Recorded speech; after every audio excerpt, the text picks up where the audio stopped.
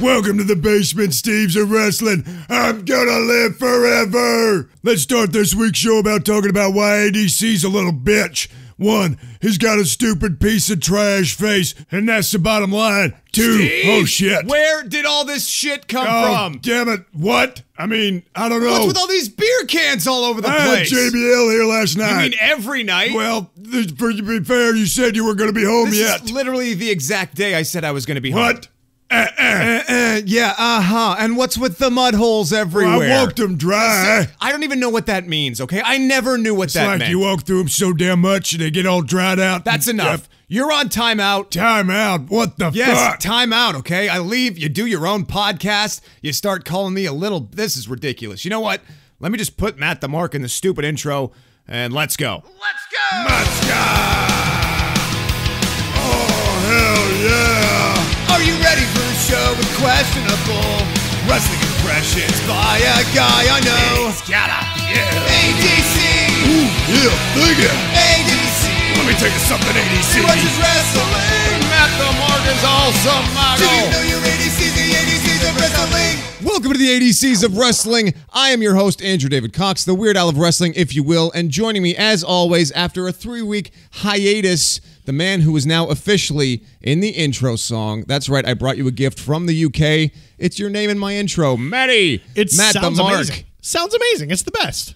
I thought I had to do something for you. You know, I went away, and although you did absolutely nothing to keep up with the podcast while I was gone, Absolutely nothing. you didn't help me out at all. I Nope. figured I'd make you a little gift, I appreciate it. yeah, I'd put you in the intro. It sounds good. I like it. It's exactly what I was hoping for. I mean, I may have done it in a different way, but it's fine. It's great. All right, shut your damn. I'm just kidding. It's awesome. I love it. kid. I love it. You can tell that we've been away for a little while because it took us like 4 takes to just do the intro. Well, they couldn't tell that, but you are now they know. spoiling it now. Yeah, Now you you're pulling screwed back up the like curtain. 3 or 4 times before we actually got it right here. So. I'm a little nervous, man. Yeah. You know, my stomach is rumbling. It's doing flips and shit. It's like the indie scene in my tummy right now. How was England, man? It was great. What wasn't great was Basement Steve going into business for himself. Yeah. And recording an episode without my approval. I liked it. It was more effort than you put in. It was, so it there's was that. way more effort. But as you heard at the beginning of the show, he left a mess. And he is on timeout. He's not allowed to contribute to today's show, which makes him really sad because Bludgeon Brothers, man. They're having a run, but I didn't want to say it when I came in, but I noticed a lot of mud stomping areas. Yeah, So. I still don't know what that quite means. He says he walked them dry, but who knows? You know, it's dusty in here and dirty, and the floor is sticky everywhere. It's sticky. I think he might have been like pouring beer all over himself in every room of my home, including the bathroom. At least I hope that that's what's sticky in my bathroom. Your matte finished hardwood floors are now glossy finished. We'll put it that way. Yeah. It's not great. England was amazing. I stayed with my sister and we had a great time. It was like being away from home for a week and a half before we went to London, which was fucking crazy. Yeah. And just having no responsibility, which is really, isn't that what we want in life? Yeah. So just to be at home and not have to do shit. I've never been, but I've always wanted to know, what the hell was it like driving on the other side of the road and on the other side of the car? Okay, well, you know, I'm not going to shock anybody here. It was terrifying. It was. Did you ever like drift over or start in the wrong lane before immediately? realizing? Yeah, only immediately. So we get in the car. We had to get a bigger car because we each had a luggage and a carry-on. Right. So there was not enough space in a normal boot, sir. You have to get a bigger vehicle. Did you have a Mini? No, I wanted a small car because I was like, I know the lanes over here are tiny. Yeah. I can't even put into words how small they are. But so we had to get a bigger vehicle. It was like a crossover. It was a little Hyundai like CDI or something, or i40. It was a diesel. Sure. I think it might have been similar to like a Hyundai Santa Fe or something over Stick? here, or a Tucson. No, automatic, because way too much going on. Yeah, fair enough. So the hardest thing about it, and if you don't want to hear about like my vacation and you want us to talk about wrestling, I'm just going to disclaimer right now. You got about a 10, 15 minute skip ahead. 15 minutes. I'm just being generous. I'm just trying to be polite at this point. Okay, 10 minutes. 10 minutes. Right. But the weirdest thing is sitting on the other side of the car. I can't imagine. It's not even remembering to stay in the left lane. That's not hard. That's where all the other cars are. They're in that lane. So it's pretty easy to be like, I got to go to that one. And England, everything's marked so nicely that even if you're like turning right and you have to go across traffic like we do when we turn left, Yep. there's a little arrow on the little median that points to the other side. So you're just it's easy. It's tourist friendly, is it? I think it's because they know that they're the only ones in the world that drive on the wrong side of the road. Not true, but okay. And Australia, and then there's like a couple other countries, Yeah. but mostly we drive on the right because Yeah. it's the right side. Yeah. And it makes sense. Sure. I'm English, I'm allowed to say. Are the pedals like close to the door then, or are they more set? Like I don't understand. It's the same. It's the exact really? same. That doesn't make sense. The to pedals me. are still right and No, left. I don't like it. If the brake and the gas pedal were on the other side, I would have just been like, not doing it. Because I would have slammed down my brakes one day and sent us flying off a cliff. It just seems weird. But immediately we get into the car, and there's like a little gate that goes up when you exit the Enterprise rent-a-car. And I'm sat on the wrong side of the car, mate, so I'm very confused. And I pull up to the gate, and she's like, oh, I need your license before you leave. So I go out the window and give my license. I'm way too far away because I'm not used to my right side being on the curb. Yeah. So I have to open the door. Once the door's open, I realize it's like still in drive. I have to throw it in park because I'm all discombobulated and shit. I don't know whether to shit or wind my watch. I'm confused as fuck. And I get out and I give her the wallet and she looks at me. She's like, oh boy. And she's just like, you're going to kill someone. So then I get back in the car. I'm like, it's fine. Calm down. Meanwhile, I've already gone to the bathroom like 3 times because I'm just nervous as hell.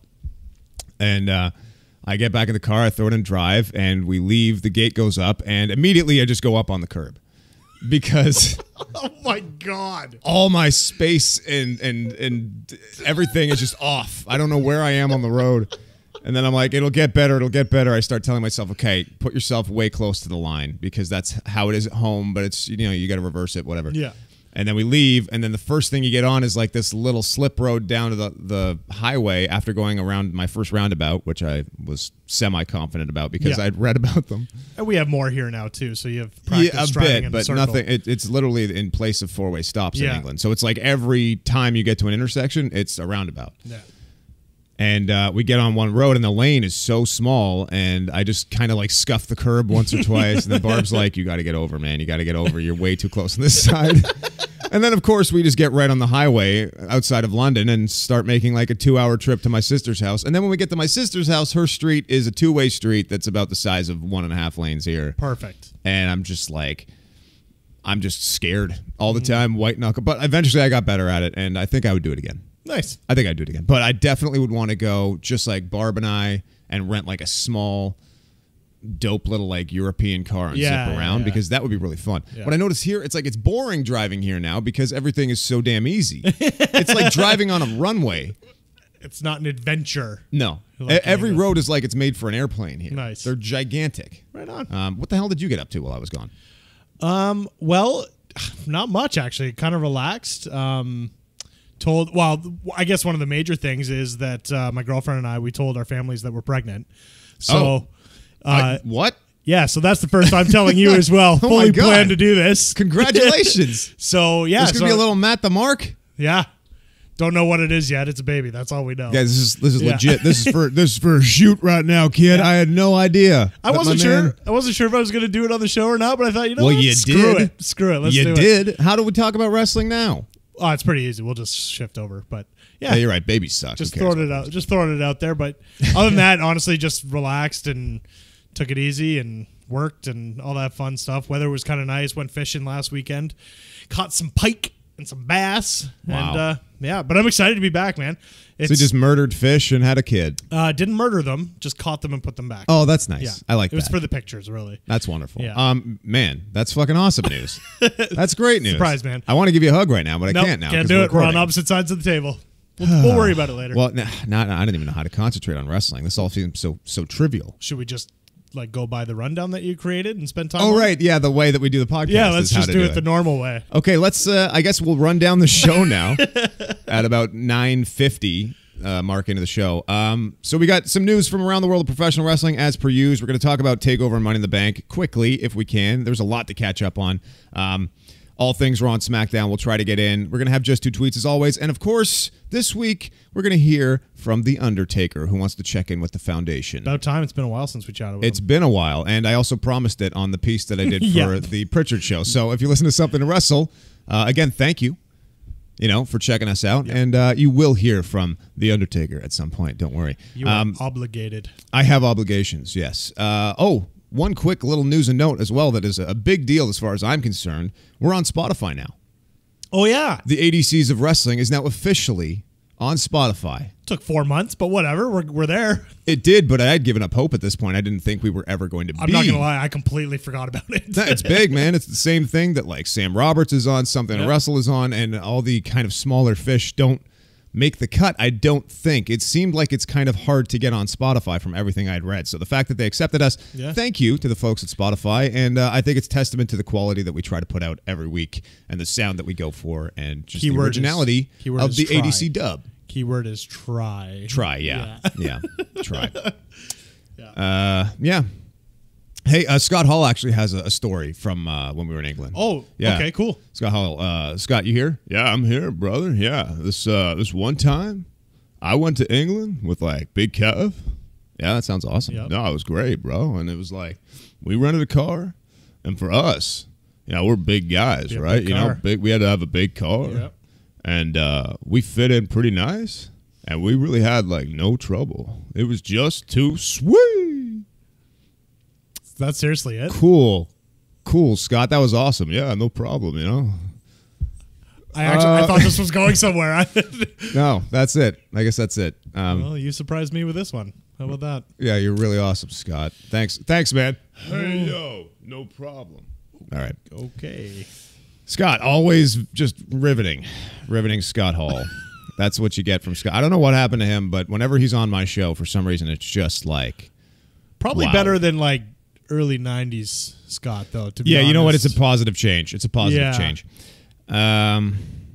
What are some other things I missed when I was gone? Well, the saddest thing is Vader passing away. I don't think anybody was really surprised, although it seemed like he might have been kind of on the mend, but he's had issues for a long time, has been posting about his heart, and we lost a good one in Vader, so rest in peace, Big V. Really, really unfortunate, and I don't know, he seems so positive, like, just in terms of his tweeting and so on, and he was being very like honest and open with everything that was going on, and he would feel better, and then all of a sudden he would say, we had to turn for the worse, and then all of a sudden he kind of disappeared for a couple days, and that's where we found out it's unfortunate. It sucks. One of the best big man ever. It's like a scary thing to become so at peace with your mortality, but that seems like what was happening with him. He was just like, I spoke to the doctors, they said I have like a max 2 years to live because of the stress put on my heart from wrestling and football, and it happened. It came true, and that's kind of the saddest thing. But man, Vader, obviously a classic. He was a legend in Japan. His stuff in WCW, the rivalry that he had with Mick Foley is insanity. It's kind of some of the first exposure we had to the craziness of Mick Foley and the bumps that they took. Man. There's so many legendary stories with Vader, from how stinky his gear was to the time that his eyeball was like popped out of his head in that match in Japan. I forget who he was wrestling, but and then by the time we saw him in WWF, which is what was the first time I really knew about him when I was a child, he was kind of on the twilight of his career. He wasn't quite where he was before. He was having weight issues and stuff, but I still thought he was a badass. It was always Vader time to little ADC, and we'll miss him. He was awesome. Yeah, man. Rest in peace, Vader. Oh, and Boy Meets World, the legend, was on like my favorite show as a kid. Feeney. Yeah, Feeney just had no fear. Yeah. Get in there with the big boy. What was the kid's name that he was the dad of? The big guy. Honestly, I don't remember. There were a bunch of clips that came out, but it only ever showed like just the Feeney part. So. Yeah, he was like the big bully, the kind of big fat guy that was like funny and whatever. Anyway, doesn't matter. I remember seeing him on there, and I was like, Vader. Either way, rest in peace, big man. Yep. Big Cass is gone from WWE. That kind of came out of nowhere. Apparently, Big Cass had some attitude problems that sort of mimicked the problems he had at his tailors. Oh, my God. And Big Derpy Cass is gone. You never know. He might be back if he kind of makes amends, but it wasn't going well for Cass. No, it sounded like, at first there was kind of, I don't know, there was a lot of, well, I guess we all knew about the backstage turmoil and, him going off script and with the little person issue. Yes. We knew all that, but it sounded like maybe he got back into good terms where it almost like they started the storyline over with Daniel Bryan, but then he beat him anyway. And then Yeah, it took a he couple lost days. handily to Bryan. Yeah, and it took a couple days to come out, but now it sounds like there was some alcohol issues and some public issues and even just more stuff backstage. So, I mean, it's unfortunate because I actually enjoyed this character of Big Cass. I didn't mind I was just going to say it's interesting because I did try to catch up with Money in the Bank and stuff while I was away. I didn't get very far because it was late at night. I started watching, but I was watching Daniel Bryan and Big Cass, and I was like, you know what? These two are having a really entertaining match. Yep. And I know a lot of it is Daniel Bryan because we're going to talk about this later, Obviously. but he's fucking on fire right now. But like him and Cass played off each other well. I thought Cass did a good job, and I was like, okay, make your money, big man. You'll get back into the swing of things soon, and take your lumps and move on. Yeah. You lose to Daniel Bryan, but there's a future for you because you've done well. But I guess they just wanted to get the clean loss, shine up Daniel Bryan real nice, turn Big Cass sideways, and send him out the door. Other fun stuff. Yeah, it happened right after Money in the Bank too. Like there was no rumblings or anything like that. It was just a statement. No, I was surprised. He was released and he was gone. It was over. Yeah, I got a couple tweets from people about Big Cass, and then I was like, what is going on? And then I went to Pro Wrestling Sheet, which is my go-to. Yeah. The boys, Ryan Satin and the boys over there. Yeah. It's what it is, man. Like, you got to learn to play friendly with the big boys over there. You have to. Or you're done. They don't. Or you're fired. Yeah, should have saw that coming. Yeah.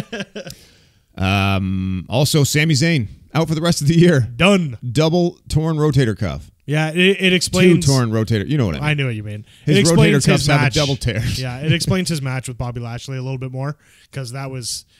We're used to such quality out of Sami Zayn, and that match was probably the stinkiest of the pay-per-view. And it's kind of just a squash, really. Yeah, it's not like we were excited for it or anything like that, but you know, Sammy's freaking great at what he does, and for it to go down the way it did, and then find out that he's gone for the next 6 months or whatever it is, it makes total sense. That's a rough injury to have, man. Rotator cuff. Can't even imagine. Like, it's not even just bad for pitchers in baseball, and players have a hard time with rotator cuffs, but then like they just never heal right. The confidence got like you've seen since he came out and he had that almost hilarious botch of legend, really, to tear your rotator cuff doing your celebration coming to the ring in your Raw debut in your hometown.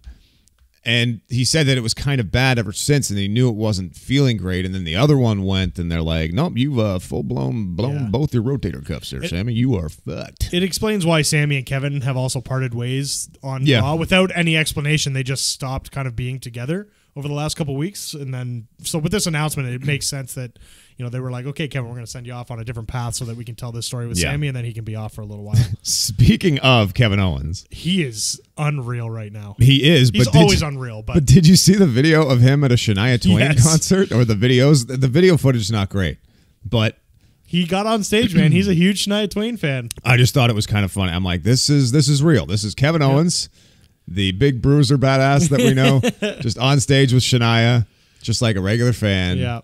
It was fangirling out too. Yeah, I don't know if you were following him on Twitter, but last week he posted about going to the Shania Twain concert. How excited he was, and he hopes that she plays the song "When" because apparently that's his favorite song. That's his jam. And then I replied to himself saying, "It's not tonight, idiot." he missed the date by a week, but either way, really funny. And seeing Kevin on stage with Shania Twain is classic, especially after what we saw in SmackDown and everything. Shall we get into TakeOver a little bit? We got to breeze through it. One more little news note thing that has people going a little crazy this morning. WWE followed Matt Jackson on Twitter. Oh, okay. And from the Bucks of Youth, has people a little like, oh, what does it mean? Right? You know what? Who cares? Just let it play out, whatever it is. Right. But even I'm a little like, that's a little weird. Why would you? I don't know. Well, there was also the clip recently of Kenny Omega saying that it would be best for business for WWE and New Japan to play nice, crossover, to do some crossover stuff. So who knows? Cool. I mean, I'm open to it. I feel like they saw how quickly All In sold out, and they were like, you know what? Maybe we should take this a little bit serious. I'm surprised they didn't fire back in some way and book a show close by or something. Well, no, it is close ROH by. tried. Or was it ROH? Yeah, ROH tried with Madison Square Garden, and then that was right, and then they shut them out. And then WWE was like, nope, no thanks. That was something else that was going on while I was over there. But, man, that's, to me, that on WWE's part, that's just childish. Like, get the hell out of here. They've just always been so good at that, man. I hate that, It's though. just Like, elbowing people out of the way when they're in their cares? territory. ROH is going to get, 5 to 10, not 10,000, maybe 5,000 fans out there. Who gives a crap if it's at Madison Square Garden?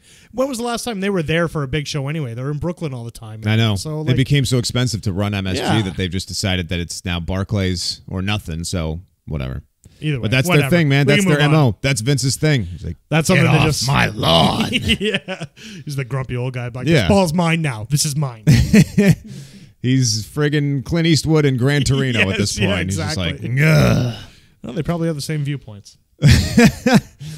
Oh, he is a friend of Trump. So TakeOver Chicago 2 was one hell of an event. Probably the event of the weekend, gotta was say. okay. It It's was usually the okay. event of the weekend. But you know what? Money in the Bank was actually no It was slouch. really good. It was really good. It was long, but it was really good. Yes. But Gargano and Ciampa, the end of a chapter, Honestly, fantastic. I didn't see how they could top what they did 2 months ago, and my God. Do you think they topped it, though, or do you think it was just on par? I loved it. I thought it was better. I thought it was more. It kind of reminded me of the old days in the Attitude Era, even when they had like ECW hardcore matches and stuff. Like they didn't with this one, they didn't mess around. It was just Right. immediate. Like, I hate you. I'm going to try to murder you, and it just from start to finish, it was just go go go go. Well, I don't know how the they do bump it, off man. the what was it they jumped off of through the table where he did like that sidewalk slam to Ciampa. Oh, it was off the. Was it I the don't know, it was like the scaffold? crates and stuff that Yeah, they set yeah, up. yeah. That's the stage and stuff. Full disclosure, I was trying to watch this while I was jet lagged, and I did fall in and out of sleep at a certain point in the show. Man. It was amazing, but I was really, really struggling. I'm still struggling because I've been working like 6 p.m. to 3 a.m. since I came back, and my body is all out of whack. But Even that spot too, like he hit that it looked like right, a hard landing. but he missed the table a little bit, even for himself. Like, thank God that they didn't go even a little bit further out, because that actually could have been quite scary. Well, definitely. But they hit the table first, but then even after they hit the table, it was just a crunch just when they hit the crunched on the ground. ground, Like, yeah. ugh. Ciampa took the worst of that, but It was awesome. Gargano did too, probably landing right on his ass on the concrete. The sound, I loved that Ciampa pulled off all the mat off the ring and stuff. Right. So you kind of saw that part Well, of they it. just set it up. The for later. sound that DDT made, though, I don't know if I haven't watched the replays. I don't know what it was that made the sound that it made, but it sounded like his face, and it sounded like I wanted to throw up. Well, you get to see what's under the ring too, guys. It's It was just cool. wood. It was It's very just cool. plyboards and like a thin layer of foam, and then the canvas. So it was it cool. can't feel great. Great match. Yeah, fantastic match. I mean, anytime somebody pulls off somebody's wedding ring, spits on it, and throws it away, Oh, man. shit's getting pretty real. Oh, So- it's all those little things that and make him them so having no perfect. music or anything is just like, It's amazing. Ciampa's awesome. He's got to get called up soon. Like there's nothing more for him down there. It sounds like he might be going after Alistair, maybe go for the NXT Championship. That when would be Johnny's good. out for a bit, and I can get that. But after that, there's nothing more for him to do because Aleister Black obviously retaining the title. That Yep. match was okay. it was better than I expected. Yeah. I think Lars held his own a little bit. A little bit of a botch on one of the Black Masses, but Right. it happens. I got to say, Ricochet in the Dream, right where we expected it to be. Fight forever chance, people Yeah. loving it. The suplex from inside the ring to the floor. With Oni.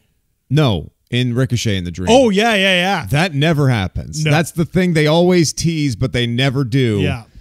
And Velveteen Dream is like a tall guy, and Ricochet came crashing a long way down.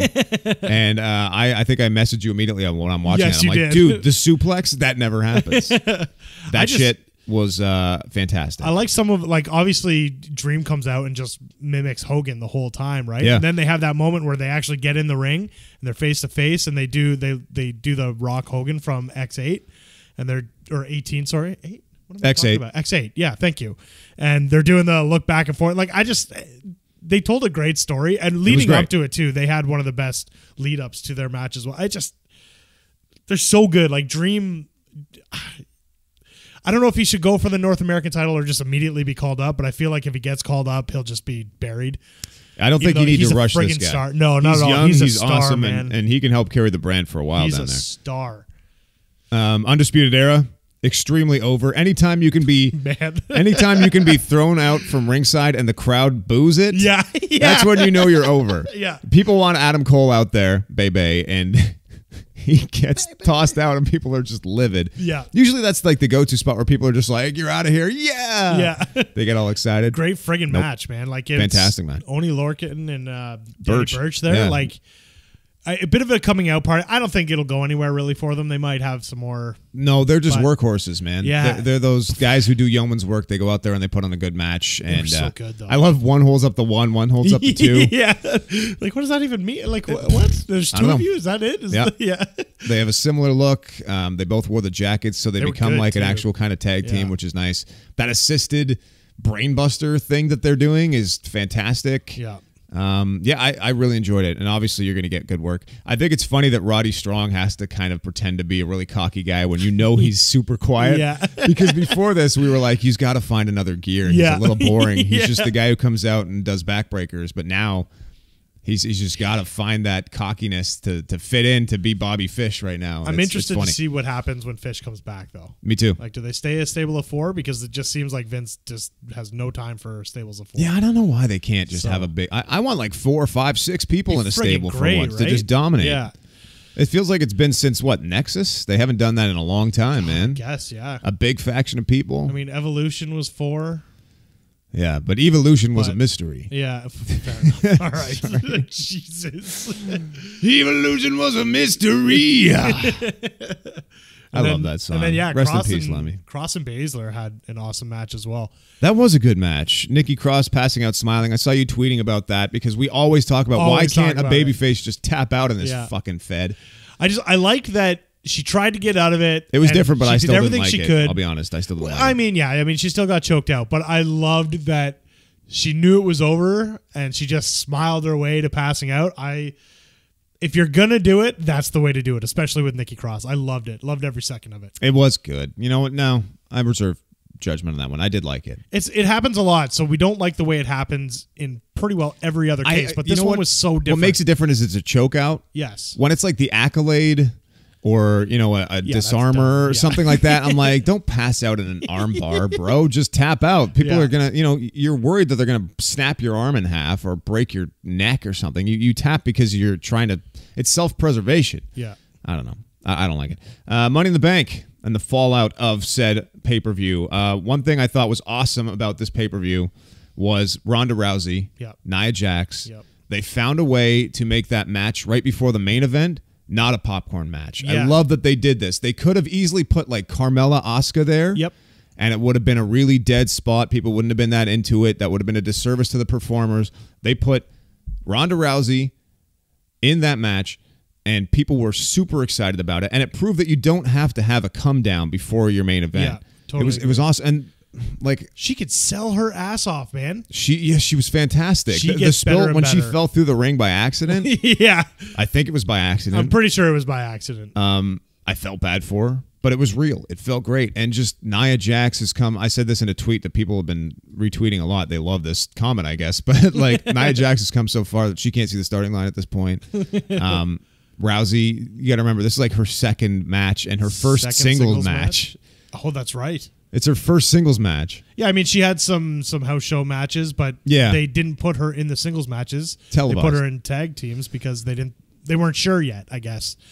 I don't know, man. And then I thought it was first awesome. singles match was a championship fight. And it was just, it was an all-around great match. And I was kind of hoping, like, the way they did it with Alexa cashing in, which I know we're going to talk about anyway. That's all right. We'll talk about it We'll now. just go into it. But I don't know why, but I kind of wanted Ronda to win. So the crowd would get that, oh my God. She just won the title. Oh crap, here's Alexa. Like, I think that would have been awesome. But I mean, we talked about it a couple weeks ago that the only way to get that belt off of Nia would likely be some sort of cash in. Sure. So didn't expect it to happen that damn quickly. I think it was perfect, man, because what you still preserve now is that big moment when Ronda does win the title. You can have her get so close, and then as you saw on Raw, she gets all fired up. Awesome segment where she just beats the shit out of Alexa and then gets Kurt and gets suspended because she's got no self-control. She's like throwing a temper tantrum, and if you had her win the title right away, then what is she working towards? True. Like, what is there to cheer for her? It's true. It's like what happened to Paige. Paige just went down after she won the title. That's true. That's true. I can't argue that. I mean, at the time I was like, oh my God, like just bust that out. I did like the way Nia and Ronda did that spot though at the end where you're like, Ronda's gonna win. It's just like the way they went like finger by finger, letting go. It was really good. The match itself was great. Nia was awesome. Well, because it plants that seed now that everybody knows, like, oh my God, she's so good that she almost won the women's championship in her first singles match, and she was about to dominate Nia Jax, who's like a big scary heel. So she's so fast. She can sell. Her character on Monday Night Raw was exactly who I wanted Ronda Rousey to be. No dicking around, no smiling, just all business, and she was aggressive, and it was awesome. Dude, when Kurt walked up to her, and then she just grabbed his arm, just twisted around, and then did the judo throw. Like without stop, like it was just like so self-defense smooth. class it 101. Was Krav Maga. It was awesome. All she needed was the dick punch. You always say Krav Maga, and I'm always confused. Just look it up. It's fine. I never knew. If you've ever seen The League, anyone who's seen The League, you'll know what I'm talking about. Okay, I think I've actually seen some of this. Lots of ball rubbing. Anyways, go. If you haven't seen The League, then don't worry about it. But, yeah, no. And then there was some video footage of Ronda on some house shows during 6-woman tag this past weekend, and again, she just looked ridiculous. Gets the hot tag, goes in. She's lightning quick. She's light years above most of these women, just in terms of her judo ability and wrestling ability. It's just, I didn't expect her to be able to put it into pro wrestling as quickly and as easily as she has. At least that's my opinion. She's incredible. We are big fans of Ronda here at ADCW. She can come on the show anytime she wants. Braun Strowman. You got a voice for her, dude? No. I mean legit, like an actual guest. I see. She can just come No, we don't do guests. We don't need guests. Yeah, okay? no. Braun Strowman, speaking of, is the monster in the bank. Yeah, this got a lot of hate. Got a lot of hate on the twits. They're just like, oh, he doesn't need it. Why? Both of them, both Money in the Bank winners said, oh, well, neither one of these people need the briefcase. Why did they get them? Personally, I disagreed. I had a couple conversations, nothing crazy, but I like the fact that Alexa won because then she could cash in as quickly as she did. And I like that Braun won as well because now there's no way they can just magically put him in a match with Brock or whatever the hell they were going to do. I think this is perfect kind of insurance for them. I think what this could do is lead to a actual match between Strowman and Lesnar at SummerSlam, potentially. I don't know if it would be like a failed cash-in before that, but then a match. I don't know. I see these two clashing at SummerSlam, but it's weird because he has the briefcase, so that's confusing to me. I think where people get angry is if Finn Balor has it, what you have there is an out for a small guy to win because you could have like that clash of the Titans with Braun and Brock going at it, and then, you know, Finn coming in to cash in and clean up at the last second and winning the title, and then these two big guys are both mad at him. You got a couple programs.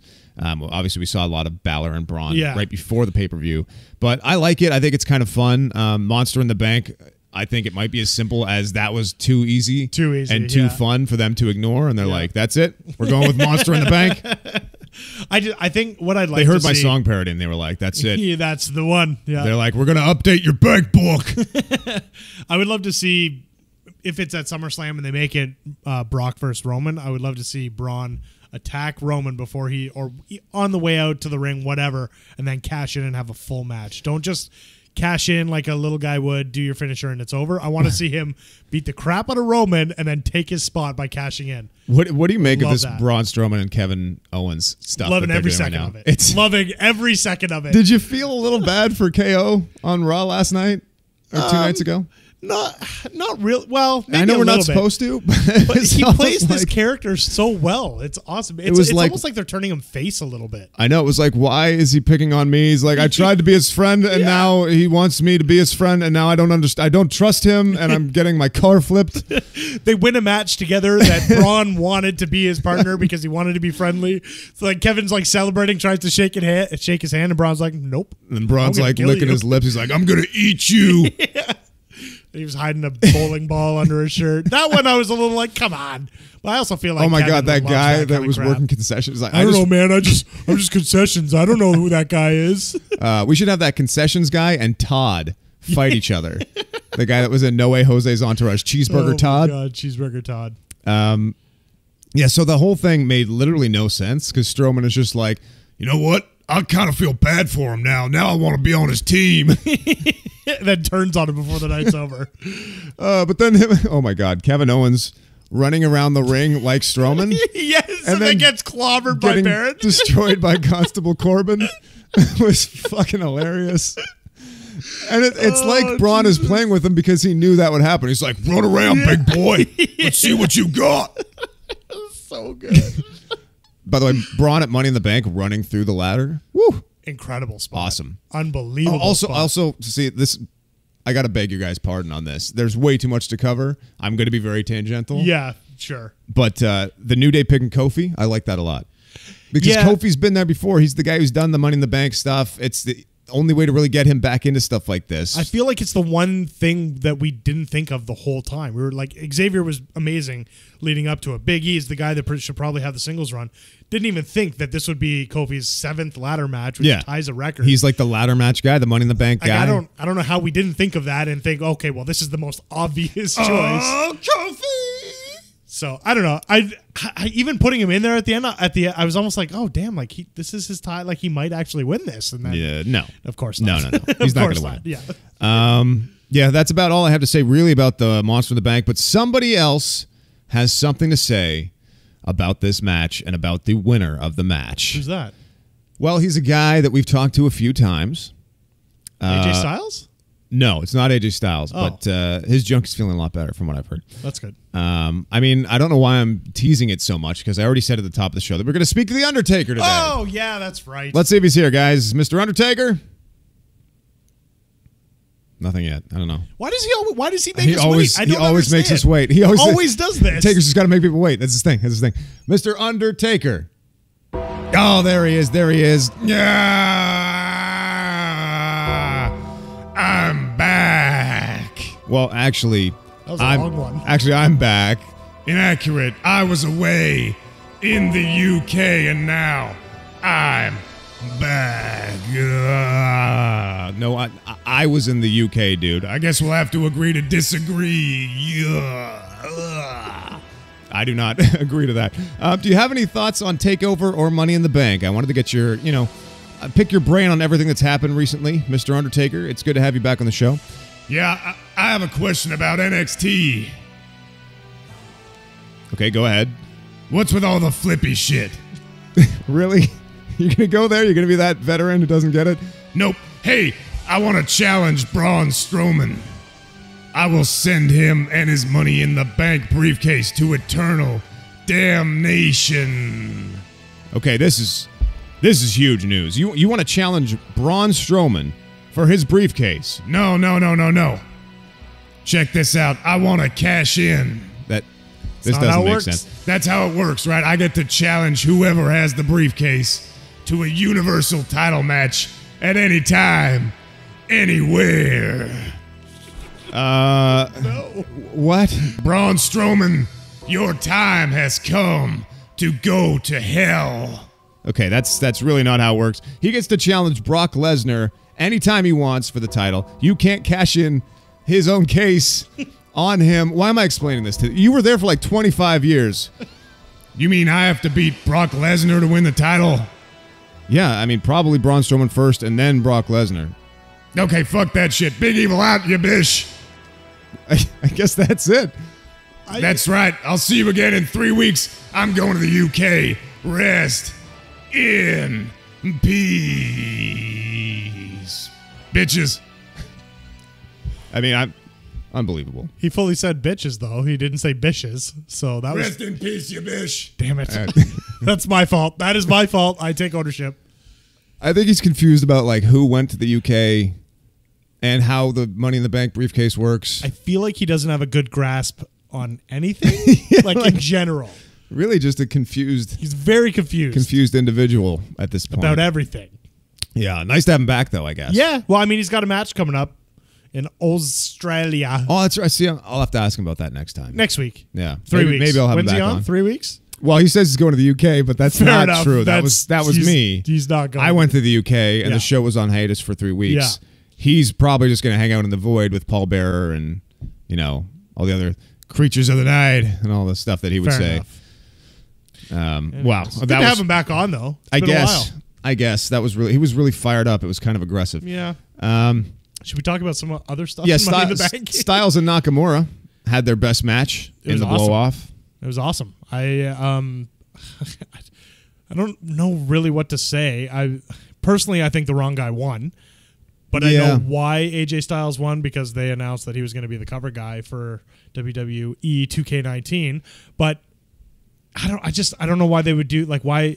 And I felt this way about Asuka as well. Like, why build these characters up the way you do and have money in them and then just chop them down? It is a bit confusing, and it seems like Nakamura at this point is going to be going after the U.S. title. Well, because he's back from having holes in his legs still. What is that? Got bit by a dog, a guard dog chewing on shin bone, apparently. Oh, come on. You are better than that. No, he bit him in the leg. It was a shin bone. I see what you're doing, and I am not going along with it. Yes. Dog to leg. Have I told you since you've been back? That you hate me? I hate you. Yeah. I hate you so much. Dog to me. Oh, boy. Tooth to shin. Either way, they finally, I think, had the match that we were all hoping. How did he get in this situation with the guard dog? I don't understand. It sounded like he was just leaving the arena and the dog was smelling him and bit him. That's fucked up. I mean, which is kind of crazy to me, because typically those dogs only go after people with drugs or are being aggressive. Well, maybe Shinsuke had just weed on him or something. So that's where I was going without saying it. But I don't know. I don't know. It's barely illegal. I highly doubt that. It's legal in Canada. Whoop. Yeah. October 17th. Their match was awesome, though. It was great. It was amazing, man. The Styles clash off the friggin' steps. I think he's teased that before. I don't know if he actually did it. Well, he almost broke the neck of James Ellsworth. Was that what it was then? Yeah. Okay, so he has done it before. I was trying to remember back, but this one just looked yucky. I don't know. It just feels like it's a belly flop. Like you would be completely out of breath and winded, and it's disgusting. What? You're looking around. It's on the ground. What are you doing? Matt's looking around very confused in my house right now. I was hoping it was raining because I play baseball tonight, and I just, for whatever reason, I'm just not feeling it. I just wanted to pour rain. Anyways. Pathetic. What were we talking about? Oh, yeah, AJ Styles. No, that Styles clash was unbelievable. It looked disgusting. And to land belly flop on the ground like that, good for Shinsuke. And then to get up and then he gets kicked. That nut shot was probably one of the best spots of the whole match. Oh my God, I forgot about the swift kick in the nuts. It's how nonchalantly, he gets up, he does his come on, and AJ's all right. All right, well, I guess I'll just have to give you a quick kick in the blue brand.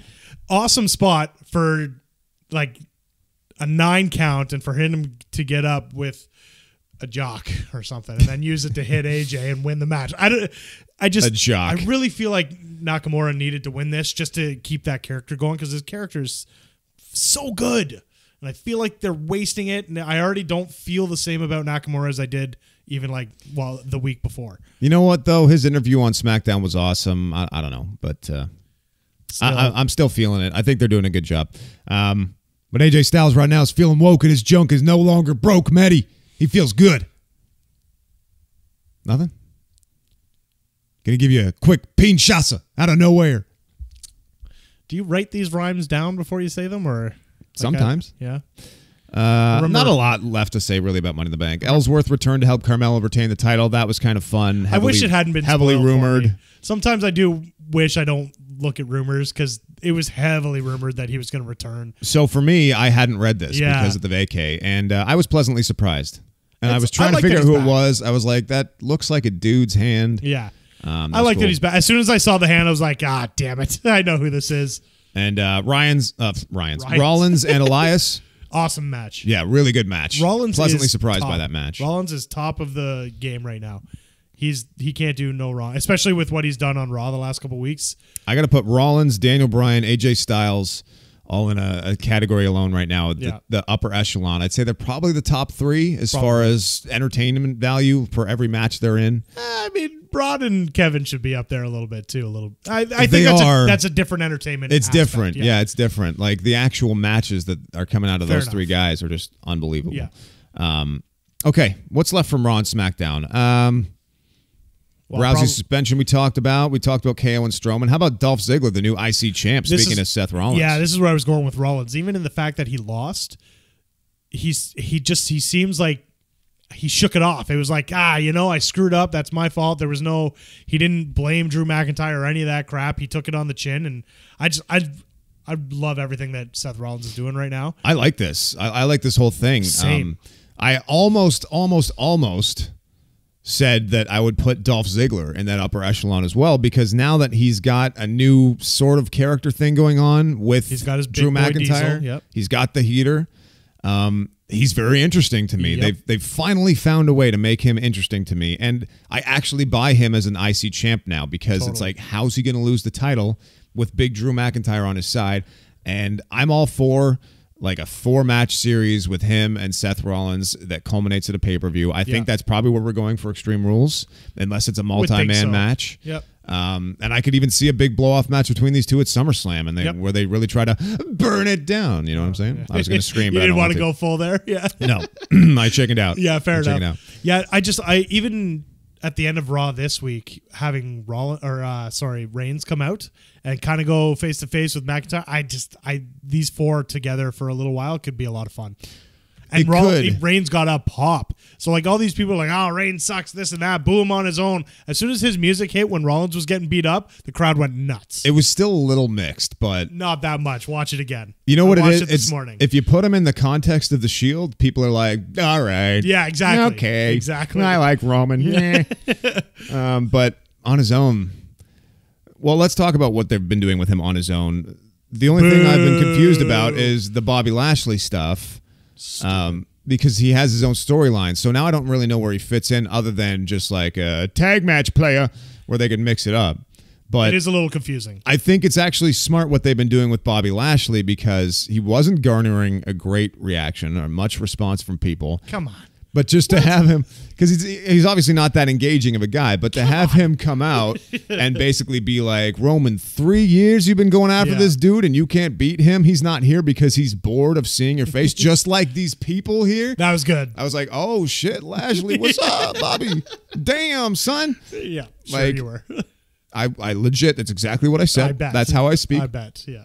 No, but I did turn to my buddy Big Sexy Matty Hayes, whom, by the way, I got a credit for my lines about mud holes and stomping, and because he came up with that. He's a funny guy. Cool. And I did. I turned right to him and I said, I think this is smart, because they're using Bobby Lashley a similar way that they tried to use Roman to get, heat on Brock, just by calling out the problems with what he's been doing lately and saying that people are bored of seeing him lose to Brock Lesnar and that he needs a new challenge. And I think it's actually a good approach. I don't know if you're going to get people cheering Lashley in a match against Roman just because it's Lashley and people don't like Roman, but I think that's honestly a possibility. Yeah, they might. Because pretty well anyone Roman wrestles gets cheered.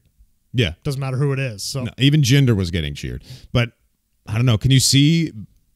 I don't know if I could see Bobby Lashley doing that, hanging vertical suplex to Roman Reigns, to the big dog. Well, who did he almost kill? Was it Big Cass? He almost killed Big Cass. Yeah, so at the Greatest I don't Royal see Rumble. him doing it to Roman. But I also find it weird because they told this story last week where they were going to have a 5-man. They didn't actually give a number. They said multi-man match. Yeah. At Extreme Rules to see it's who would face. It's going to be a multi-man match at Extreme Rulesies where you can all go after the #1 contenderships for the Universal title.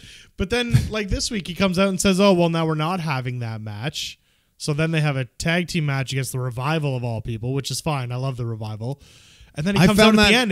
I'm just confused as to what's going on. And it's not like we have a month to build up to Extreme Rules. There's 2 weeks left. I found this all very strange because the Revival, although they're a great tag team, they're very small. Yeah. They don't look like appropriate partners to be taking on Roman Reigns and Bobby Lashley. And second, Roman Reigns and Bobby Lashley are not a tag team. So why are we doing the spots where Roman Reigns and Bobby Lashley can't get along? Yeah. And they're tagging each other in aggressively. They're stealing each otherher's moves. How do we not see this coming?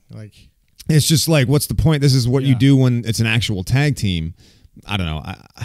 It's just weird. Seems silly. It's confusing booking. And I also found the last 2 weeks, until they started to diverge and do the kind of fun stuff with KO and Strowman, a K-Stro as I like to call them, the Ziggler stuff, I found both episodes of Raw were like watching the same show. It was just like Kurt comes out, then Roman comes out, and Bobby Lashley's. I was like, this is the same show as last week, and I watched them back to back. So I'm like, I wanted to kill myself. I'm like, this is all the same thing. Just watch this. But anyway, but at least we got something different out of Sasha and Bayley this week. Oh, moving along. See what you're doing there? You're segueing. Well, I'm done with Roman Reigns. Well, most people are, honestly. I got to say quickly, I do like Roman Reigns' character these days. Same. I like his whole aura. I like the way he's presenting himself on the microphone. What I can't stand, honestly, is his moveset. I really am really sick of his moveset. He has 3 moves. His spear is amazing. The drive-by is really cool, but I hate the sloppy one-armed Samoan drop. Yeah. That just looks bad to me. Yeah.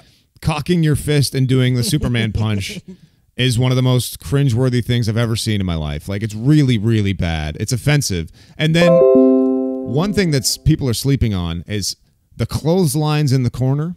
Didn't he did it to both members of the Revival on Raw, I think it was. The 10 count. The 10 count clotheslines? Like, yeah. He didn't even touch them. Like, it was just like, it's just a sloppy noodle arm clothesline in the corner, and I hate it. I really hate it. So I just think he's such a big, awesome wrestler that he should have a few more impactful moves. Like that avalanche powerbomb that he does. He's got to do that more often. And he's got to win some matches with it. And then, I don't know. That's what I was going to say. His moveset consists of like 3 or 4 moves. Throw in a body slam every now and again. Do a suplex. But I think guys like AJ Styles are at the top, one, because of their super talent and so on, but they don't throw the same moves every single match. No. Like, you don't see the Styles Clash every match. He will either do the Styles Clash or do the Phenomenal Forearm. He won't do both unless it's a big match. Yeah. Well, the Styles Clash is kind of like a super finisher for him. Sure, but that's what I mean. So, like, for Roman to come out and do a spear and do 8 Superman punches all at once is stupid.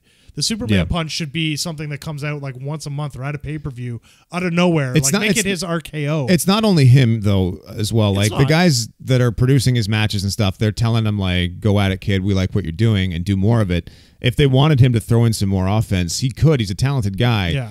He could do a basic suplex or a superplex or any kind of, like, there's a lot of different stuff you could do. I don't think they need him to do it or want him to do it. And if anyone's ever played WWE 2K, whatever year it was over the last few years, there's a star system they have in there, and the only way to get up to a 4 or 5 star match is not doing the same moves over and over again. Right. So why is that in your game, but yet then your top star, that's all he does all match? It's the reverse Hogan scale. Yes. Anyways, we can move on. Sasha and Bayley, Finally, we get the culmination. By the way, before we go into Sasha and Bayley, one more time, my buddy sent me the clip when I was away of Hogan and the Dungeon of Doom in WCW.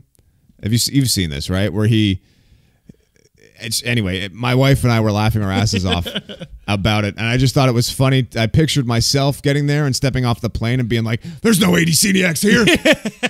What's the weather like here? It's not hot." Just being completely scared, like I just woken up in the Dungeon of Doom like Hulk Hogan circa 1995. Anyway, Sasha and Bayley finally blowing up after like 2 more weeks of just weird teases and... Yeah, I don't know why. Like, they took forever and then they kind of cooled off it, and now it's back again. So I'm glad it's back. You can tell what they're doing. They're like, it's not this pay-per-view. It's SummerSlam. Yeah, it's going up to SummerSlam, but this should have been the WrestleMania match because they teased it for 6 months beforehand and then cooled off, whatever. But I am happy that it was Bayley that kind of went nuts. Aggressive. I want her to come out in black with her hair, no side pony, and just be like, no more hugs. I don't care about you, your hugs. The wacky. I want her to come out with a knife and cut one of the inflatable tube men. I want her to go full friggin' like nut. Just fully flay a tube man. Yeah, or walk out and friggin' kick it or turn one of the fans off if you don't want to be too crazy. All right, I got an idea, okay? Bayley comes out in black. Yeah. Front ponytail. Just front pony. Just hanging down over her face. I thought you were going to come out with some fantasy book here. The front pony. No, Bayley with a front pony. And she bends over and lets it hang down like Baron Corbin. Which Corbin can't do now because he's got no hair, but he's still doing the weird thing where he dangles his strands and then comes up. So Bayley can just come out angry. She guts one of the tube men, then front ponies for a bit. and then just like kind of twirls it around like a helicopter. Sure. Sure. Now She just she headbangs. She Now moshes like she's playing guitar in a friggin' hardcore metal band. Yeah, sure. No, I would love to see her come out and just be full on, like, no more hugs, no more kiss, no more, I don't care about your fans and your hugging and blah, blah, blah, all your support. I'd love to see that from her. I don't know if we get that because I think this is just how she feels about Sasha, not so much how she feels about the crowd and how she's being treated, although she should because she hasn't gotten a pop in months. But I'm telling you, you want to get her over? Hashtag front pony. Hashtag helicopter front pony. yeah. Also, hashtag don't search meat spins. Okay. I don't know what that was, but I don't I don't want to know. Don't search it. I'm not going to search it. Don't search it. I'm not going to search it. Don't Let's push talk that about big red SmackDown, the clear-cut A show right now, Oh, in my not opinion. even close, in my opinion.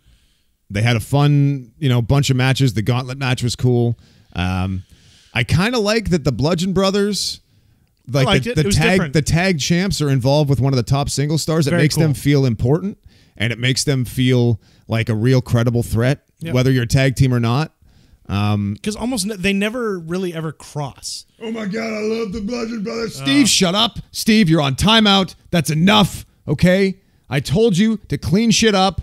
Go make another episode of Between Two Beers or some shit. You're not going to be on the show this week. God damn it. Shut up. Wow. All right. That's the most aggressive I've ever seen you. You know what? He really pissed me off. I'm a little turned on. Didn't see that coming, did you? Ruined it. That was crazy. Anyways. Yeah, no, you never really see like a top tag team clash or crossover with the top faces or heels of the main card division or the championship. Yeah, not these days. Like you never see it. So it was actually really cool. I liked it. It was great. And then I'm obviously confused it led about to, where they're going with Daniel Bryan, but I guess we're going to do a little bit of a Team Hell No reunion for now. Yeah, I mean, they announced the match right at the end of SmackDown, so I guess that's fine. I don't know how the mayor of a county has the time for this, to be honest. Well, this is what he has time for. A tag team reunion where the backstory's already been told. All you do is come in, do a match, and then you're done, right? Yeah, I love seeing the tweets after, though, at Kane or at whatever his Bill Jacobs or whatever the hell. Glenn. It's not Bill. Glenn, thank you. Wow. I'm having Billy Jakes. been off for a little while. I love people tweeting at him like, get out of the ring and fix our potholes and stuff like that. I love seeing stuff like that. I thought it was pretty good. Well, I am the mayor of Knox County, Georgia, or Tennessee, or wherever. I'm also the devil's favorite demon, and I have responsibilities elsewhere. I feel like he called them and was like, listen, I got a couple weeks off. What can I do? Is there anything I can help out with? Like, we've got an idea. It's kind of funny. I like it, though. That sent me down the rabbit hole of Team Hell No clips on YouTube. As And it should. I guess it was on Dailymotion that I was watching. I don't know. But there was some really funny shit, honestly. It was a good time. It'll be fun. I mean, they're not Speaking gonna of win, therapy, Bailey's apparently getting some mandated therapy God. next week. So we'll see where that goes. So didn't Kurt suspended Rousey, but also said she had to go to anger management. yeah, Kurt's just out there. And now this week, Bailey's got to get some counseling, which apparently is Sasha and Bailey like co-counseling. Like Oh, great. Yeah. So they're just going to do the exact same thing. Yeah, pretty much. Yeah. Well, it's good to see that they're very conscious of people's mental wellness and how people are behaving in their corporate structure. But let's stick with SmackDown. Hey, big news. Rusev #1. Finally getting his spot, eh? Dude, Rusev cut like one of my favorite promos from him ever. Probably the best one he's ever cut. Because it was just serious and it was believable and it was awesome. And I think what they found is this great little middle ground where they can do this now. And you saw it from Rusev, kind of his disapproval at Aiden English. Yes. Last week, yeah. Cutting up last week and then getting slapped in the face by Yeah. AJ Styles, which was amazing. Be like, don't talk shit to me. I'm AJ fucking Styles, bitch. And Rusev is like, what the fuck are you doing, Aiden? This is AJ Styles. It's my chance, you piece of crap. Yeah.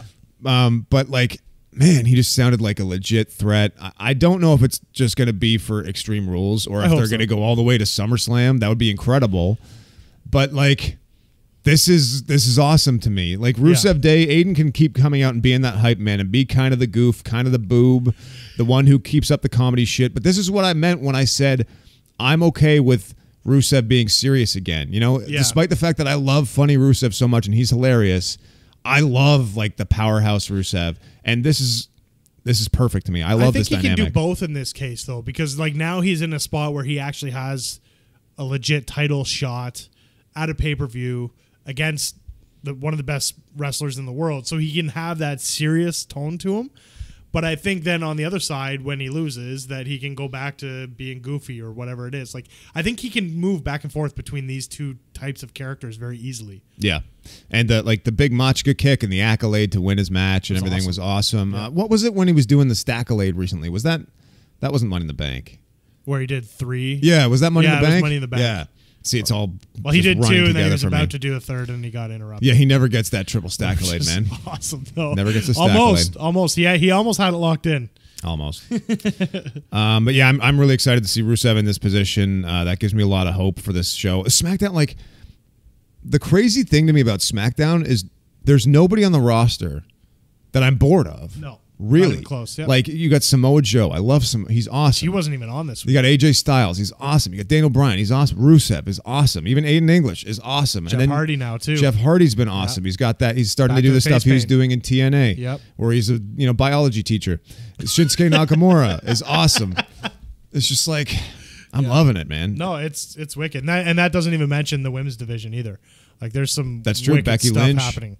Becky Lynch is like, it seems like they're pushing her to something special. Asuka now intergender match next week they announce as well. She's Asuka gonna kick the shit out of Yeah, there'll be no offense from James, which is fine. Great. And then Carmella interrupt, whatever. It doesn't matter. But the fact that like you have Asuka and Charlotte and Becky and these women and they're not even the champion. Carmella is like, it's nuts. By the way, I got to give props to the ladies for their Money in the Bank match. It was and awesome. I also got to say Naomi feels like she was made for stuff like that because 100%. It was just acrobatics. It was very impressive, the kind of stuff she did. And in many ways, I actually enjoyed their match more than the men's because they really, really stepped it up compared to what they did the first time, which felt like they really kind of played it safe and wasn't that great. Now, I did hear that it was choreographed, like fully. But I'm sure it was. But either way, it was still, they execute. Even if it was executed very well. You don't go to a show and be like, wow, this improv is great when it's a scripted show. Choreograph it, now, iron it out, get it down. I'm fine with that. And execute it correctly, and then start playing around and having fun with it once you've done it right once. Yeah. But they did it right. They had a great match. I don't care how you do it. Entertain me. I agree. Yeah. They did fail to entertain me with the cast of Glow on SmackDown. That was really bad. Oh, they tried so hard. It was really bad. The problem is half the audience probably had no idea who these women were or what Glow was. It's always really tough when they try to bring in celebrities on WWE programming, and then the celebrities are acting like they know. They're like, oh, last week when you had that dance-off, man, you were so awesome. And then Allison Bree's doing the Zoya the Destroyer voice, and it was so like awkward. Although I will say Allison Bree's pose at the end when everyone's cheering and she's just posing. She looked like a statue. Very good. I got a tweet from somebody being like, legend has it, she still posed that way today. I love Allison Brie, though. She's so good. She's so funny. I love that show. I can't wait for Glow. The 29th. I love that show. Comes out this Friday, actually. I don't know. Feel the Glow. Season 2. Yeah, boring. But I guess I could see the tie-in to get their promotion. Feel the no, Maddie. Feel the no. You're stupid. Lana has her own Lana Day shirt now. Yes, I never noticed that because she was previously wearing a Rusev Day shirt, but now apparently she has her own. It was Happy Lana Day. But it was like blue, white, and red. It's blue, yeah. Because it's Russian instead of Bulgarian. Yes. And then her accent was literally non-existent when she was talking. And then as soon as Zoya the Destroyer came in, Lana was like, well, I'm also Russian and I speak this way. And she spoke Russian, too. I would love it if they would just commit at this point. Like, you either don't have the accent anymore or you do. They might be trying to get her off of it because they're not going with the Bulgarian brute or the ravishing Russian too much. Well, they've been weaning Lana off this accent for like 6 months now, and it's just become hilariously inconsistent at this point.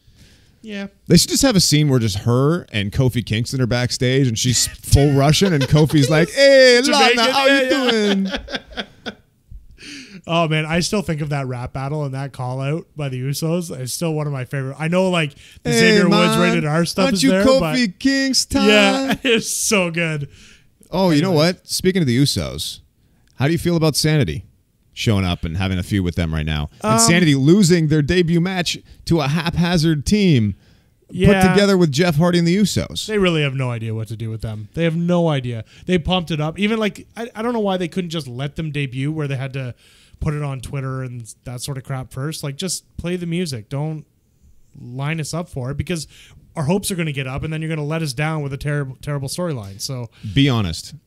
When Jeff Hardy put that challenge out there and Sanity's music hit, were you disappointed or were you excited?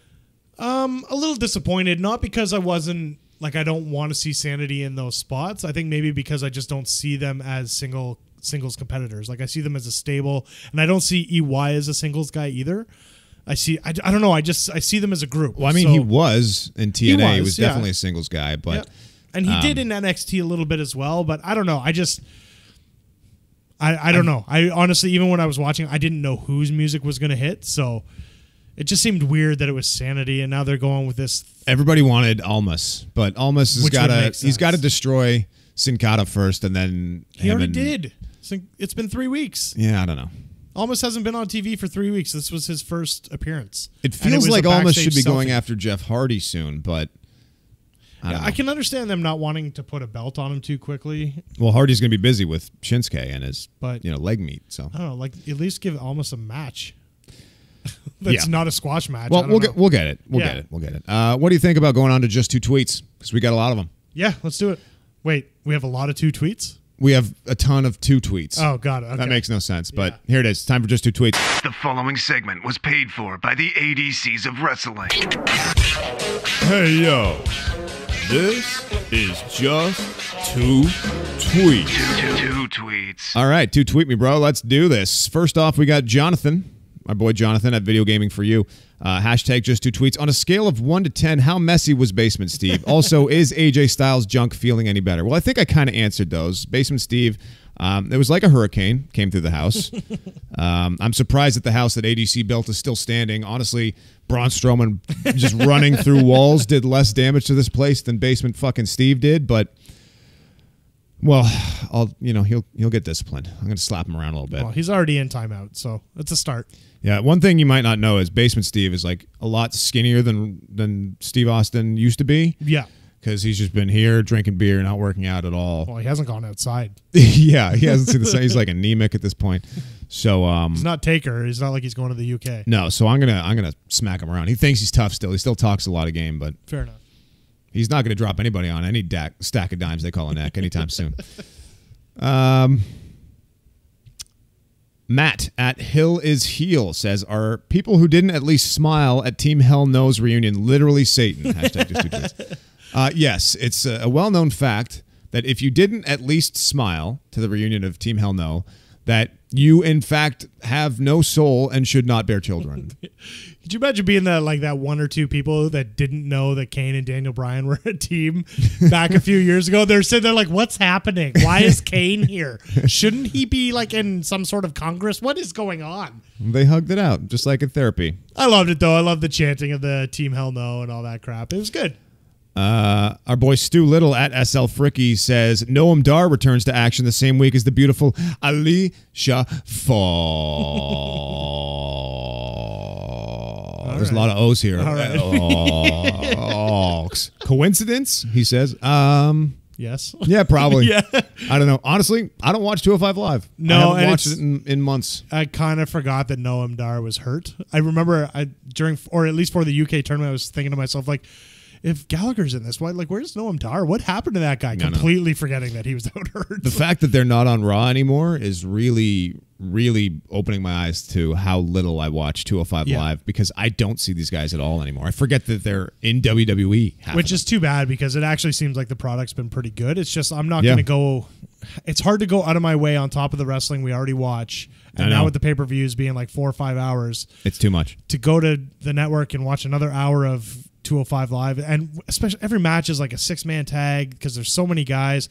That being said, Leo Rush debuted this week. I was just watching some highlights. I was watching vignettes and I was like, oh my God, he's going to be on SmackDown? And then it was 205 Live, and I realized that I was not going to see his debut. Watch some of the highlights of his match last night. He is acrobatic. The time is now. Yeah. Oh. Chilluminati, El Rey de Chill Style says, did you bring... He changes his name every week. I like it. Yeah. Did you bring me back anything from your trip? Hashtag just 2 tweets and then an LOL, just because that's weird. For sure. I did. I brought back my beautiful dulcet tones for you. Hi, Chilluminati. Here's your gift from the UK. I am ADC. Nope. This is my No, voice. you got to stop this. It's weird. Why are you staring into my eyes while you're doing this? Do you want me to suck on a sucker while I do it, Matty? We almost got through a whole episode. Do you want me to bring back Adam Rose, baby? Oh, that's probably what. You know, Chill Todd Sound was my going for. favorite Rosebud. Stop it. Stop it. He was a good Rosebud, Matty. So at Don't be a lemon. at Mike MRK Gordon had a tweet. Mike as well. Gordon says, Andrew David Cox and Matt the Marquis, with Rey Mysterio being the pre-order for WWE 2K19, do you think he's returning to the ring or being put in the Hall of Fame this year? Hashtag just 2 tweets. Hashtag maybe more than 2 tweets. Hashtag as many tweets as we want. Definitely returning to the ring. Yeah, I don't think he's ready to hang doubt. up the mask and boots yet. I think we're going to see him come back. I mean, he's already come back to the Greatest Royal Rumble. Yeah, and is he part of All In? Yes, he's he got is. some. He's got some other. Or stuff wait, no, going it was on, a New but- Japan show he was It's in. New Japan. Sorry, thank you. So he's got some other stuff going on. He's not done wrestling by any means. I think we'll see him come I back. think it's too early. I also think that WWE has to start going with like Vader. Like Vader needs to get in this year, I know. especially with him passing. I don't know China's why he still wasn't gotta in the get hall in. yet, man. That's crazy to me. Yeah, there's some other guys that need to get in faster than active wrestlers, in my opinion. Raider Max House Stark, he sent me literally like 9 tweets. Yes, he did. And he prefaced it by saying, I have so many just 2 tweets waiting for you. I picked a couple of them. He says here, I remember in one of your episodes, I do believe Monster in the Bank, there was like 6 versions of that one, so good for you. You said we don't deserve Samoa Joe. Well, this week we don't deserve KO. No better in-ring personality right now. Yeah, I think we covered that. He's unbelievable. Like his character. He the was fact- hilarious. The fact that he can play this comedy side of it, and then also like you kind of feel bad for him, but then on the other hand, he's this awesome heel and he's a monster and he can't be beat. Like, I don't he can trust do ever. all He of looks this. at me like he wants to eat me. Yeah, like he can. Kevin Owens can literally do it all, which is. I just it's rare. It's rare in wrestlers these days in the WWE. He had a match or a question for you here, but I think it's going to take a long time for you to answer it. Yeah, I didn't really. Raider Max House Dark, he said. I'll respond on Twitter because I did put some thought into it, but not enough. And there's so many different opportunities for different matches and that sort of thing. But read the tweet, and Raider, I'll respond on Twitter. What he asked was, and you guys could send us your answers to this as well if you want. He said, you get 5 matches, NXT versus main roster. What are the matches, or at least what is the main event? It doesn't have to be champions versus champions, simply be best matches. So mine is, in the comments, he said he would do Gargano versus Rollins, Ciampa versus Balor, Baszler versus Becky, Revival versus War Machine, and he would do Strong versus Daniel Bryan. So, like, those are all awesome. I'd want to see those, but there's also Think it ones out. in my head where I'm just like, oh, Yeah. there's so much you could do. have a think, have a ponder it a little bit. Then he also asked this. I know we're reading a ton of this guy's tweets, but he contributed, so why not? He said, I'm listening to your last episode, not Basement Steve. That was not an official episode. That okay? was not. Yeah. And you said that you weren't watching too much at the time. What was it that made you quit, and also what got you back in? I think this is kind of I think interesting. going back a few years. Yeah. Yeah. Like This is- where neither one of us were really watching like kind of mid 2000s. Right. I think this is kind of interesting to explain. Basically, what it was when I was in high school, my buddy and I used to get together every single weekend and watch the pay-per-views, and we would talk about Raw every day. And then when I went to college, I guess I just kind of fell off a little bit, and the product also started to change. I know it got really good with the SmackDown stuff, but around 2003, 2004, things changed a lot, and even ratings and things started to curtail and drop off. I missed a lot of good stuff, man. I missed a lot of Shawn Michaels' second act. I missed a lot of CM Punk. I still watch WrestleMania from time to time. I remember ordering WrestleMania 25 and watching Taker and Michaels in that fantastic match, that Money in the Bank ladder match. I remember watching that vividly with a bunch of my friends. I remember being at college and ordering the ECW One Night Stand. I know I had a passing interest in what CM Punk was doing because I would see stuff. I think it was awesome, the Straight Edge Society. I think what really got me back was Daniel Bryan. Because I started to see clips of like Daniel Bryan kind of raging war against the Machine, and Vince telling him to shave his beard and all this stuff. And I'd already seen, like, I had seen him lose to Sheamus at WrestleMania in Miami, and I'd kept up with it just very casually. I always played the games too. I remember playing the WWE 2K13 and doing all the Attitude Era stuff. So I was always into it, but I just didn't follow it as well as I could have. And then the Daniel Bryan stuff sucked me right back in. So that's basically what got me back in, and that's the truth. So yep. If I ever have a spotty memory on stuff, I go back, I try to watch what I can to catch up. But the nice thing is that's the deal. So much of it is archived that we can go back and watch. And I was the same. It's like once I went off to college, I wasn't sitting around and watching wrestling as much anymore. And I also, in my personal opinion, they started to get away from weird characters. Like you still had the Undertaker, but now you were just having like Randy Orton and John Cena. Yeah, every guy was in a Speedo with just a like guy in multicolored boots and kick pads, yeah, and like, they had an alternative song, and they all looked the same. And yeah, like you didn't have Mr. Perfect anymore. You didn't have Vader. You didn't have these guys. They were just like some guy and a name. And it just, I don't know. I used to love the Undertaker and the Ultimate Warrior and like that kind of stuff where there was makeup involved. It was like more of a big show, and so I kind of got out of it that way myself.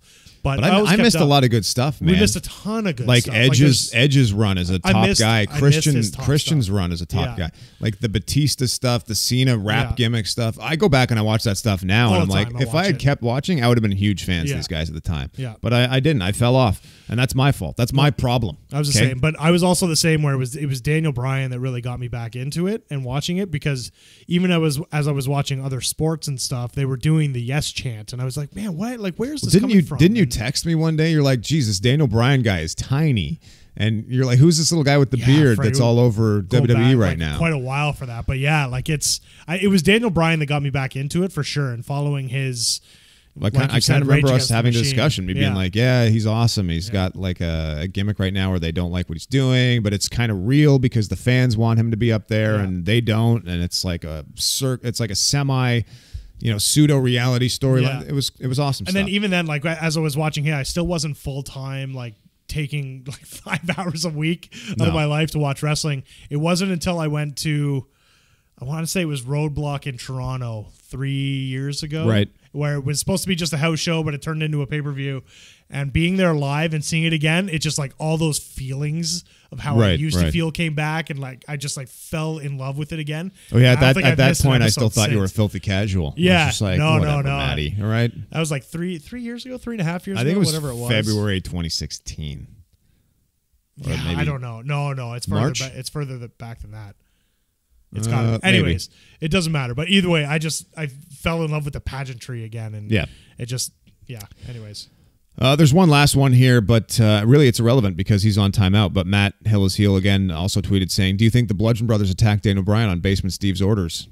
Well, we'll never know because Basement Steve is not allowed to be here anymore. Well, at least this week. Not this week. I guess that's it. The answer is yes, though. He might have been behind that, maybe. Yes. It was my orders, goddammit. I don't care what you say. I'm going to kick your ass. Steve, it's enough. I guess we should end the show because I'm on empty. I'm struggling. I'm trying to force Basement Steve bits. I'm tired, man. Thanks for waiting it out with us while we were on break. Yeah, no doubt. It's good to be back, though. Good to be talking some wrestling. It is. It's good to be back. Thank you for sticking around. Like I said before, we're on Spotify now, so we're pretty much literally everywhere you can get a podcast, which is awesome. Do your part if you can. Subscribe. Leave us a 5-star review, positive review. Spread the word that you love ADC Dub. Tell your friends. Really, that's all we can ask from you guys. I'm glad to be back talking to the Foundation Wrestling. Next week's show will be a little more standard where we can actually dig we'll be into back on track a little bit. Raw and SmackDown. This was a very broad stroke of a show, but I think that's it. Until next week. Ball game. Peace. I'm gonna live forever. Basement Steve. Oh hell yeah. And that's the bottom floor. And it's over.